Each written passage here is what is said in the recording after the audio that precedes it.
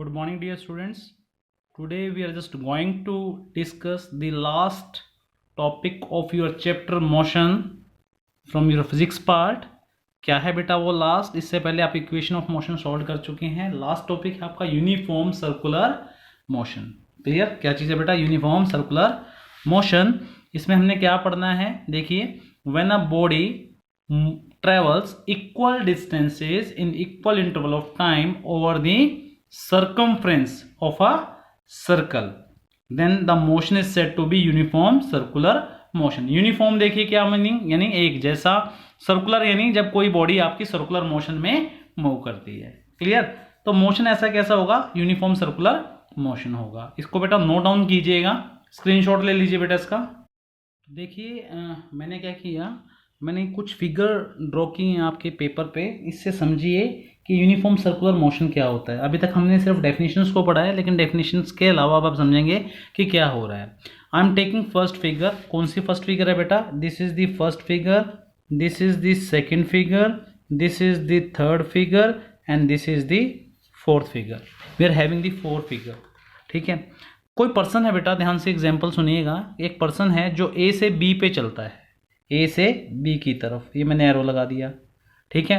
फिर बी से सी की तरफ चलता है, फिर सी से डी की तरफ चलता है, फिर डी से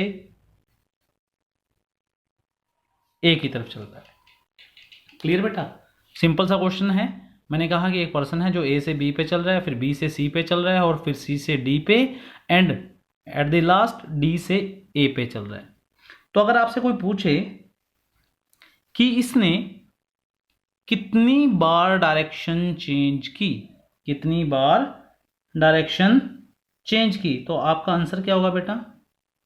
बता सकता है कोई आप में से? आपका आंसर होगा 4 टाइम्स. इजी.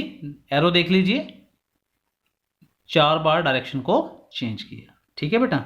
चलो जी, अब हम चलते हैं. लेट अस सपोज एक पर्सन स्टार्ट करता है अगेन सेकेंड फिगर में, ए से एफ की तरफ गया, फिर एफ से ई की तरफ, फिर अगेन ई से डी की तरफ. सिमिलरली ऐसे, यहां पर भी ऐसे, यहां पर भी ऐसे.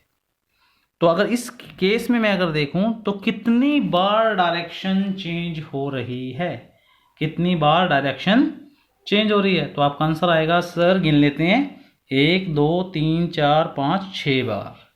6 बार डायरेक्शन चेंज हो रही है. ठीक है. नेक्स्ट में चलते हैं. यहां पर ले लीजिए 1 2 3 4 5 6 7 8 टाइम्स डायरेक्शन चेंज हो रही है. अगर मैं बात करूं इस चीज़ की, यहां पर यह है रेक्टेंगल, और यहां पर मोशन ए से भी क्या है बेटा? स्ट्रेट. स्ट्रेट मतलब यूनिफॉर्म मोशन. ठीक समझ रहे हैं? यहां पर यूनिफॉर्म मोशन है, लेकिन यूनिफॉर्म मोशन तो है, डायरेक्शन क्या हो रही है बेटा? चेंज हो रही है. 4 बार डायरेक्शन यहां पर चेंज हो रही है, सेकंड में 6 बार, इसमें 8 टाइम्स. तो हो क्या रहा है? जितनी साइड्स बढ़ाते जा रहे हैं, ध्यान से सुनिएगा बेटा, जितनी साइड बढ़ाते जा रहे हैं उतनी ही बार नंबर ऑफ डायरेक्शन में चेंजेस आ रहा है. नंबर ऑफ डायरेक्शन में चेंजेस आ रहे हैं, मतलब जितनी साइड ज्यादा उतनी ही डायरेक्शन ज्यादा. क्लियर? सेकेंडली, अगर हम बात करें इस एग्जांपल को छोड़ के इनको देखें, तो इनकी सभी साइड्स क्या है? इक्वल हैं. ए से एफ तक जितना टाइम लगता है उतना ही टाइम एफ से ई तक लगता है, यानी equal distance in equal interval of time. समझ पा रहे हैं? यहां पर भी देखें, ये सारी जितनी भी साइड्स हैं, A B A H H G, सभी बराबर हैं. तो हम ये कह सकते हैं कि equal distance in equal interval of time. तो ऐसा मोशन जिसमें इक्वल इंटरवल में इक्वल डिस्टेंस कवर कर रहा है कोई ऑब्जेक्ट, तो हम क्या बोल देंगे बेटा उसको? जोर से बोलेंगे बेटा, क्या बोल देंगे? Uniform circular motion. ठीक है. अब आप देखिए कि इस केस में अगर हम ध्यान से देखें, इन सभी केस में हमने एक चीज तो नोट की है, डायरेक्शन चेंज हो रही है.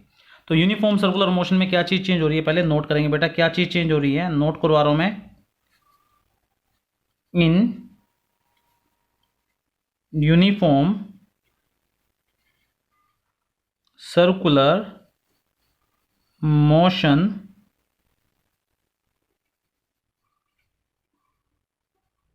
Magnitude of speed is constant, but its direction of motion changing continuously। Clear बेटा? मैग्नीट्यूड कैसे कांस्टेंट रहेगा? आप सोचो कि अगर ए से एफ तक टाइम लगता है आपको 2 मिनट, और ए से एफ जो साइड है आपकी वो है 4 मिनट, तो डिस्टेंस बाय टाइम कितना हो बेटा? 4 divide by 2 that is 2। F से ए तक भी कितना लगेगा? 4 डिवाइड बाई 2।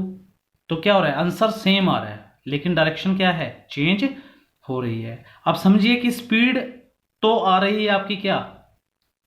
कांस्टेंट, पर उसकी डायरेक्शन चेंज हो रही है। तो ऐसा मोशन क्या हो जाएगा? एक्सेलरेटेड मोशन, क्योंकि स्पीड प्लस डायरेक्शन क्या होती है बेटा? वेलोसिटी। तो वेलोसिटी चेंज हो रही है, अगर वेलोसिटी चेंज हो रही है तो ऐसा मोशन क्या होगा? यूनिफॉर्मली एक्सेलरेटेड मोशन होगा। ठीक है, तो लिखेंगे it is an accelerated motion. समझ पाए? अब चलते हैं फोर्थ एग्जाम्पल पे। फोर्थ एग्जाम्पल को समझिए कि इसमें क्या होगा। अब ये जो point A B C D, देखिए हम यहाँ पर 4 पॉइंट थे, यहाँ 6 पॉइंट थे, यहाँ 8 पॉइंट थे। ऐसे ही अगर हम सर्कल में जाएं तो कितने सारे पॉइंट हो जाएंगे? आप गिन नहीं सकते, इनफाइनाइट पॉइंट्स हो जाएंगे, इनफाइनाइट पॉइंट्स हो जाएंगे। तो वहां पर डायरेक्शन ऑफ मोशन कैसे दी जाएगी? By the tangent. लिख लीजिए बेटा, the direction of motion at any point. एक चीज और लिखने की है यहाँ पर, direction of motion at any point is given by tangent. Tangent क्या होगा? ये रहा हमारा पॉइंट। इस पॉइंट पे अगर हमें टेंजेंट बनाना है तो what we have to do, हमें क्या करना पड़ेगा? एक लाइन जो 180 डिग्री बनाए इस पॉइंट पे, इस सर्कल के साथ, ठीक ऐसे। तो ये है टेंजेंट। इसको क्या बोल देंगे बेटा? लिख लीजिए, मैं लिख रहा हूं साथ में, टेंजेंट, जिसको हिंदी में क्या बोलते हैं बेटा? शीर्ष रेखा। मतलब इस पॉइंट पे ये लाइन 180 डिग्री 180 डिग्री एंगल बना रही है। अब आप कहोगे 180 डिग्री एंगल कैसे बनेगा? इस लाइन को पीछे बढ़ा लो तो ये एंगल कितना होगा बेटा? 180 डिग्री होगा। तो ऐसे तो बहुत सारे पॉइंट बनेंगे बेटा। एक पॉइंट यहां पर भी बन सकता है ऐसे, तो ठीक है, ऐसा पॉइंट यहां पर बनेगा तो definitely you will take the help of scale and make the angle again. यहां पर बिल्कुल straight with the help of your D. ठीक, ये भी एंगल बनेगा यहां पर, ये एक टेंजेंट और बन जाएगा। यहां पर भी क्या बनेगा आपका? टेंजेंट बन जाएगा। तो ऐसे ऐसे पॉइंट, तो यहां पर भी पॉइंट होगा, यहां पर भी पॉइंट होगा, यहां पर भी पॉइंट होगा, यहां पर भी पॉइंट होगा, और इनके बीच में भी क्या होंगे? काफी सारे पॉइंट्स होंगे। समझ पा रहे हैं? काफी सारे पॉइंट्स, यानी ऐसे इतने पॉइंट होंगे कि जो हमें गिनना चाहें तो गिन नहीं सकते। तो इसका मतलब क्या हुआ? ऐसे सी एरोज कितने सारे बनेंगे? इनफाइनाइट। इसका मतलब क्या हुआ कि हर पॉइंट पे एक अलग डायरेक्शन है, हर पॉइंट पे एक अलग डायरेक्शन है। अगर हर पॉइंट पे एक अलग डायरेक्शन है तो डेफिनेटली हम ये बोलेंगे कि डायरेक्शन चेंज हो रही है, और जो हमारा मैग्नीट्यूड है स्पीड का वो क्या हो रहा है? कांस्टेंट है। तो ऐसा मोशन क्या होगा बेटा? यूनिफॉर्मली एक्सेलरेटेड मोशन होगा। क्लियर यहां तक? अब बात आती है कि मान लीजिए कोई आपसे बोलता है कि आप वेलोसिटी निकालिए, या सॉरी स्पीड निकालिए। स्पीड निकालने के लिए क्या करना पड़ेगा? स्पीड का फॉर्मूला क्या होता है बेटा? पता है सभी को? साफ साफ लिख रहा हूं बेटा, आपको भी ऐसी कॉपी बनानी है। Distance divide by time. ठीक है, अगर हम इसका रेडियस, ध्यान से देखिएगा बेटा, अगर मैं इसका रेडियस कितना मान लूं, यहां से यहां तक, ये सेंटर हो गया बेटा, यहां से यहां तक, और यहां से यहां तक मैं इसका रेडियस कितना मान लूं? r मान लूं। अगर एक पार्टिकल बेटा यहां से चलता है और चलते चलते चलते चलते इसी पॉइंट पे बैक वापिस आ जाता है, तो अगर वापिस आता है तो कितनी डिस्टेंस ट्रेवल की बेटा? बता सकते हो बेटा कितनी डिस्टेंस ट्रेवल की? 2πr। 2πr। टाइम कितना लगा? t। क्लियर? टाइम कितना लगा बेटा? t। तो ये क्या बन जाएगा आपका? वेलोसिटी या स्पीड, स्पीड ही बोलूंगा उसको मैं, 2πr divide by T, that is the formula of speed in case of uniform circular motion. ठीक है बेटा, इजी, ये आपको नोट डाउन करना है। इसके एग्जाम्पल्स हैं, एग्जाम्पल्स आप खुद पढ़िएगा ताकि आपको नॉलेज हो। ठीक है, वैसे मैं बता रहा हूँ आपको, जैसे आप एक धागे के साथ एक पत्थर लेके घुमाते हो तो वो भी यूनिफॉर्म सर्कुलर मोशन का एक एग्जाम्पल है। आपकी अर्थ सन के अराउंड घूमती है, वो भी यूनिफॉर्म सर्कुलर मोशन का एक एग्जाम्पल है। मून है आपका, वो अर्थ के अराउंड घूमता है, वो भी इसका एक एग्जाम्पल है। क्लियर, ये कुछ एग्जाम्पल्स हैं जो आपको पता होने चाहिए। ठीक है, यहाँ तक आपका ये चैप्टर फिनिश होता है, थ्योरेटिकल पोर्शन फिनिश होता है। इसके बाद हम कोशिश करेंगे न्यू वीडियोज़ की। Wait for that. Thank you very much.